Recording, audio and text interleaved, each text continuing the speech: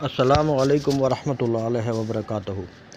معزز سامعین کرام، آج میں اللہ کے ولی کا آپ لوگوں کے سامنے ایک ایسا واقعہ پیش کر رہا ہوں کہ ان اللہ کے ولی نے اپنی آنکھوں سے خواب میں عذاب قبر بھی دیکھا، جنت الفردوس کے نظارے بھی کیے اور جنت الفردوس کی حوریں بھی دیکھیں اور جنت کا باغ بھی دیکھا۔ آج میں انہی کی زبانی آپ لوگوں کو یہ واقعہ بیان کر رہا ہوں۔ ان کا نام عبدالحفیظ ہوا کرتا تھا اور آج سے کئی سال پہلے ان کا انتقال بھی ہو چکا ہے۔ واقعہ کچھ یوں ہے کہ ہمارے ایک پڑوسی ہوا کرتے تھے، ان کا نام عبدالحفیظ تھا۔ وہ پیشے کے اعتبار سے گھڑی ساز تھے۔ ان کی گھڑیوں کی دکان بقول ان کے انہوں نے 1950 میں کھولی تھی۔ انہیں سب لوگ استاد حفیظ گھڑی ساز کے نام سے جانتے تھے، مگر میں انہیں چاچا حفیظ کہا کرتا تھا۔ وہ بہت اچھے اور انتہائی ملنسار طبیعت کے مالک تھے اور انتہائی شریف النفس انسان بھی تھے۔ اکثر لوگ ان کی شرافت کا مذاق بھی اڑایا کرتے تھے اور انہیں طرح طرح کی آوازیں بھی کستے تھے، مگر چاچا حفیظ انہیں ہنس کر ٹال دیا کرتے تھے اور اپنے دل پر جبر کر کے خاموش ہو جایا کرتے تھے اور ہنستے رہتے تھے۔ میں اکثر ان کے پاس بیٹھا کرتا تھا اور وہ مجھے بیٹا سلیم کہہ کر مخاطب کیا کرتے تھے۔ انہیں مجھ سے بہت انسیت تھی۔ میں جب بھی ان کے پاس آیا کرتا، وہ اپنے کام چھوڑ کر میرے ساتھ بہت دیر تک باتیں کیا کرتے تھے اور اکثر اپنے گھریلو حالات اور اپنی پریشانیوں کی دکھ بھری داستانیں مجھے سنایا کرتے تھے۔ ایک مرتبہ معمول کی طرح میں چچا حفیظ کے پاس بیٹھا ہوا تھا۔ انہوں نے چائے منگوائی، ایک کپ مجھے دیا اور ایک کپ اپنے پاس رکھا۔ اس کے بعد وہ مجھ سے مخاطب ہوئے کہ بیٹا سلیم، مجھے اس بھری دنیا میں کوئی انسان نظر نہیں آتا، اس لیے میں اپنے واقعات کسی کو بھی نہیں سناتا، صرف آپ ہی ایک ایسے شخص ہو جنہیں میں اپنا یہ ایک واقعہ سنانا چاہتا ہوں۔ اور آج ایسا واقعہ سنانے جا رہا ہوں جو کئی سالوں سے میرے دل میں دفن ہے، اور کہا کہ میں کئی سالوں سے ایک ایسے شخص کی تلاش میں تھا جس کو میں اپنے یہ واقعہ سنا سکوں، کیونکہ لوگ مذاق اڑاتے ہیں اور طرح طرح کی آوازیں کستے ہیں۔ اور پھر مخاطب ہوئے کہ کئی سال پہلے میرا ایک دوست ہوا کرتا تھا، وہ قرآن حافظ تھا، اس لیے میں اس کو حافظ جی ہی کہا کرتا تھا اور مجھے حفیظ اور وہ مجھے حفیظ کہا کرتے تھے، یعنی ایک حافظ اور ایک حفیظ۔ میرا وہ حافظ جی دوست بہت پرانا تھا اور میرے پاس کئی سالوں سے روزانہ آ کر بیٹھا کرتا تھا۔ ہم دونوں روزانہ ڈھیروں باتیں کیا کرتے تھے۔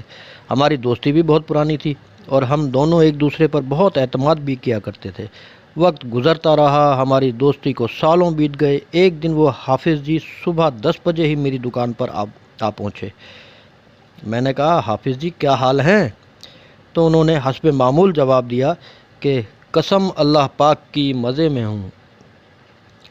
حافظ جی کا یہ تکیہ کلام بھی تھا۔ اگر کوئی ان سے ان کا حال پوچھتا تو حافظ جی یہی کہتے کہ قسم اللہ پاک کی مزے میں ہوں۔ اس دفعہ بھی حسب معمول انہوں نے یہی جملہ ادا کیا کہ حفیظ، آج میں تیرے پاس ایک ضروری کام سے آیا ہوں۔ میں نے کہا کہ بول، کیا کام ہے؟ حافظ جی نے کہا کہ حفیظ، آج میرے ساتھ ایک وعدہ کر۔ کہا کہ اگر میں مر گیا تو جب تک تو زندہ ہے مجھے پڑھ کر بخشتا رہے گا، اور اگر تو مر گیا تو میں وعدہ کرتا ہوں کہ میں تجھے تمام عمر پڑھ کر بخشتا رہوں گا۔ تو میں نے کہا کہ حافظ، آج یہ تو کیسی باتیں کر رہا ہے؟ تجھے کیا ہو گیا ہے؟ مگر حافظ بضد رہے اور زور دے کر کہا کہ حفیظ، آج میرے ساتھ وعدہ کر۔ تو میں ہنس پڑا اور بالکل حافظ جی کے ہی انداز میں ان سے وعدہ کر لیا کہ قسم اللہ پاک کی، میں وعدہ کرتا ہوں کہ جب تک میں زندہ ہوں تجھے پڑھ کر بخشتا رہوں گا۔ انہوں نے بھی مجھ سے وعدہ کیا۔ پھر چائے پی، کچھ دیر گپ شپ کی اور پھر روانہ ہوتے وقت گرم جوشی سے مصافحہ کیا اور خدا حافظ کہتے ہوئے وہاں سے روانہ ہو گیا۔ چاچا حفیظ نے پھر کہا کہ میں اپنے کام کاج میں لگ گیا۔ دوپہر کے کھانے کے بعد میں پھر کام میں لگ گیا۔ شام ہو گئی۔ مغرب کی نماز کے بعد مسجد کے لاؤڈ اسپیکر میں کسی کے انتقال کا اعلان ہوا۔ میں نے وہ اعلان بغور سنا۔ حفیظ صاحب کہنے لگے کہ میں نے وہ اعلان سنا تو میرے کانوں پر یقین نہ آیا، کیونکہ یہ اعلان میرے دوست حافظ جی کی وفات کا اعلان تھا۔ کہنے لگے کہ میں پریشان ہو گیا۔ ان کی وفات کی تصدیق کے لیے میں نے دکان بند کی اور سیدھا حافظ جی کے گھر چلا گیا۔ میں جب ان کے گھر پہنچا تو ان کی چھوٹی سی بیٹھک کا دروازہ کھلا ہوا تھا۔ اندر جھانکا تو اندر دریاں بچھی ہوئی تھی اور ان پر کچھ لوگ خاموشی سے سر جھکائے بیٹھے ہوئے تھے۔ گھر کے اندر سے عورتیں کے رونے دھونے کی آوازیں آ رہی تھیں۔ تب مجھے یقین آیا کہ میرے اسی دوست حافظ جی، جنہوں نے آج ہی مجھ سے وعدہ لیا تھا، واقعی ان کی موت واقع ہو گئی ہے اور وہ اس دار فانی سے کوچ کر چکے ہیں، اور وہ تاحیات میرے کاندھوں پر ایک بہت بڑا بوجھ ڈال کر چلے گئے۔ میں بھی اپنی چپلیں اتار کر بیٹھک کے اندر بیٹھ گیا اور خاموشی سے ایک طرف دیوار پر ٹیک لگا کر بیٹھ گیا۔ تھوڑی دیر بعد عشاء کی نماز کا وقت ہوا۔ مسجد گئے، نماز پڑھی اور اسی حافظ جی کی بیٹھک میں آ کر بیٹھ گئے۔ رات کو جنازہ اٹھایا، قبرستان پہنچے، تدفین کی، فاتحہ کی اور دعا مانگ کر واپس اپنے گھر کی طرف آ گیا۔ کچھ دنوں تک میں روزانہ ان کی بیٹھک میں جا کر دعا مانگتا رہا اور اکثر و بیشتر قبرستان جا کر ان کی قبر پر بھی فاتحہ کرتا رہا، اور پھر یہ سلسلہ بھی ختم ہو گیا۔ چاچا حفیظ کہنے لگے کہ بیٹا سلیم، آج تک اتنے سالوں بعد میں نے ان سے کیا ہوا وعدہ اب تک نبھا رہا ہوں اور انشاءاللہ مرتے دم تک نبھاتا رہوں گا۔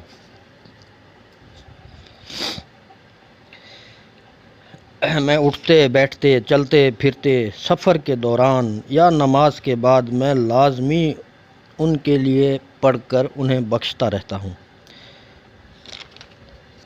اور مزید کہنے لگے کہ حافظ جی کے انتقال کے کئی سالوں بعد میں نے خواب دیکھا، اور وہ خواب بھی میں تمہیں اس لیے بتانا چاہتا ہوں کہ وہ خواب بھی میرے دوست حافظ جی سے ہی جڑا ہوا ہے۔ چاچا حفیظ کہنے لگے کہ میں نے خواب میں دیکھا کہ اندھیری رات ہے، موسلا دھار بہت تیز بارش ہو رہی ہے، اور بارش اتنی تیز تھی کہ ہر جگہ پانی ہی پانی جمع ہو گیا تھا اور ندی نالے بہنے لگے۔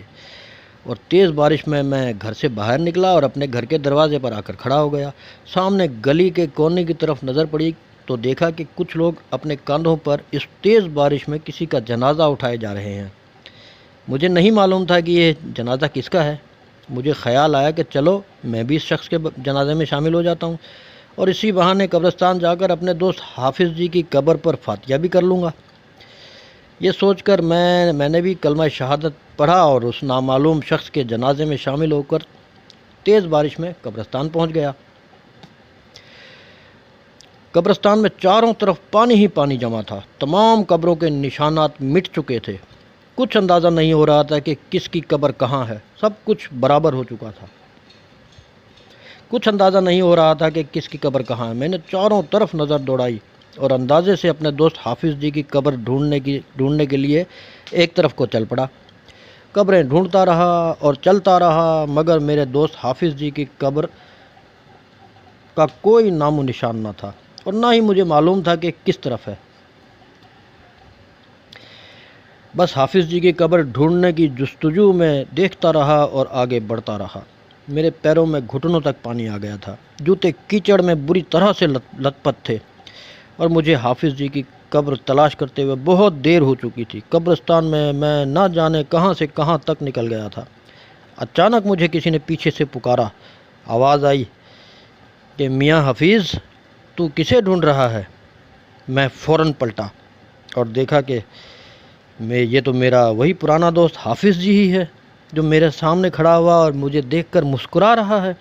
میں نے فوراً کہا، ارے یار، میں تو تجھے ہی ڈھونڈ رہا تھا، مگر تیری قبر مجھے مل ہی نہیں رہی تھی۔ اچھا کیا تو خود ہی مل گیا۔ پھر کہا کہ تو کیسا ہے؟ حافظ جی نے وہی اپنا پرانا تکیہ کلام دہرایا کہ قسم اللہ پاک کی مزے میں ہوں۔ پھر حافظ جی آگے بڑھا اور کہا کہ چل میں تجھے اپنی قبر دکھاتا ہوں۔ اس نے میرا ہاتھ اپنے ہاتھ میں پکڑا اور ہوا میں پرواز کرنے لگا۔ وہ مجھے اپنے ساتھ لے کر بہت دیر تک ہوا میں پرواز کرتا رہا۔ اچانک مجھے ہوا میں بہت اوپر جھلسا دینے والی آگ کی تپش محسوس ہوئی۔ میں نے نیچے نظر دوڑائی، میں دیکھتا ہوں کہ زمین پر خوفناک آگ جل رہی ہے۔ میں نے حافظ جی سے کہا کہ یہ کیا ہے؟ حافظ جی نے کہا کہ نیچے قبر میں کسی کو عذاب دیا جا رہا ہے۔ تو میں نے کہا کہ چلو مجھے دکھاؤ۔ حافظ جی نے منع کیا کہ حفیظ تم نہیں دیکھ سکو گے۔ میں نے ضد کی کہ نہیں میں دیکھوں گا، مجھے دکھاؤ۔ تو حافظ جی مجبور ہو کر، میرا ہاتھ تو پکڑا ہی ہوا تھا، اور مجھے نیچے اتارا اور اس قبر کے پاس لا کر کھڑا کر دیا۔ میری قبر کے اندر نظر پڑی، کیا دیکھتا ہوں کہ آگ کے دہکتے ہوئے الاؤ کی تیز تپش اس قبر سے آ رہی تھی، اور لوہے کے دو بہت موٹے موٹے راڈ سریے اس قبر میں دونوں طرف گڑے ہوئے تھے، اور وہ لوہے کے سریے آگ کی تپش کی وجہ سے اتنے زیادہ لال سرخ تھے کہ وہ تپش اور وہ دہکتا ہوا الاؤ اسی میں سے نکل رہا تھا۔ ان دونوں سریوں کے اوپر ایک شخص لیٹا ہوا تھا۔ وہ ان سریوں کے اوپر کبھی اپنا دایاں کندھا اٹھاتا اور کبھی بایاں کندھا اوپر اٹھاتا، مگر ان سریوں سے اوپر نہیں اٹھ پاتا تھا۔ اس کی زبان بھی بند تھی، اور وہ نہ ہی بول سکتا تھا اور نہ ہی وہ آہو بکا کر سکتا تھا۔ اس شخص نے ہماری طرف التجائی نظروں سے دیکھا، رحم طلب نظروں سے دیکھا، اور ان کے چہرے سے ایسا محسوس ہوا کہ جیسے کہہ رہا ہو کہ مجھے یہاں سے باہر نکالو، مجھے اس عذاب قبر سے بچا لو۔ اب میں کسی کا دل نہیں دکھاؤں گا، میں اب کسی کو تکلیف نہیں دوں گا، میں اب کوئی بدفعلی یا کوئی عیاشی والے کام نہیں کروں گا، مجھے صرف ایک بار مجھے اس تکلیف دہ عذاب سے باہر نکال لو۔ وہ بری طرح سے تڑپ رہا تھا، مگر اس کی زبان بند تھی، اور وہ اس وقت کوئی مدد چاہ رہا تھا، مگر کچھ کر نہیں پا سکتا تھا۔ میں یہ سب کچھ دیکھ رہا تھا کہ حافظ جی نے بغیر کچھ کہے دوبارہ سے میرا ہاتھ تھاما اور مجھے لے کر ہوا میں پرواز کرنے لگا۔ ہوا میں پرواز کرنے کے بعد میں اپنے ہوش و حواس میں واپس آیا۔ ہم لوگ کافی دیر تک دوبارہ اڑتے رہے کہ دفعتاً نیچے سے ٹھنڈی ہوا کے جھونکے محسوس ہونے لگے، بھینی بھینی خوشبو آنے لگی۔ کچھ مزید آگے جانے کے بعد ہم لوگ نیچے کی طرف اترنے لگے اور ایک قبر کے پاس اتر گئے۔ ٹھنڈی ٹھنڈی ہوا اور بھینی بھینی خوشبو اسی قبر میں سے آ رہی تھی۔ حافظ جی نے میرا ہاتھ تھاما اور مجھے اس قبر کے پاس لے گئے۔ اس قبر میں سے سیڑھیاں نیچے کی طرف اتر رہی تھیں۔ ان سیڑھیوں پہ انتہائی دبیز مخملی قالین، انتہائی خوبصورت قالین سیڑھیوں پر بچھے ہوئے تھے۔ مجھے وہ ان سیڑھیوں تک لے گئے۔ سیڑھیوں پہ قدم رکھا تو مخملی سی نرم نرم سیڑھیاں محسوس ہوئیں۔ سیڑھیاں ختم ہوتے ہی ایک انتہائی خوبصورت، بہت ہی خوبصورت دروازہ نظر آیا۔ حافظ جی نے دروازہ کھولا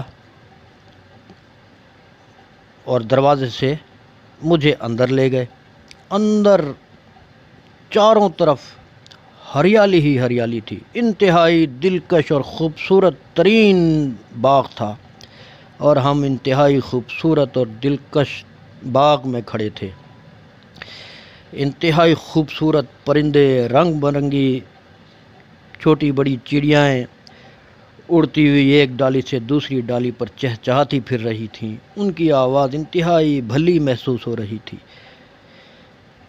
اور اس خوبصورت باغ میں جس میں کوئی مٹی نہیں تھی، خوبصورت ہاتھوں سے ترشے ہوئے